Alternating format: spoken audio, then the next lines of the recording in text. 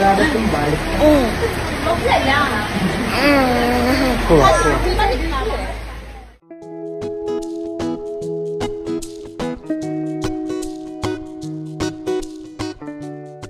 Hello and welcome to Celebrity Home. Andy Eigenman at Filmar Alipayo, nagkaayos na matapos ang mainit na isyu nila dahil sa pagkakalink ni Filmar sa kaibigan nito.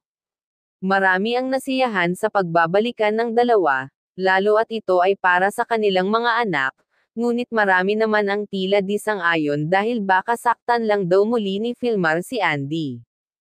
Isa sa mga masaya sa balitang ito ay ang kanilang mga anak na sina Lilo at Kowa.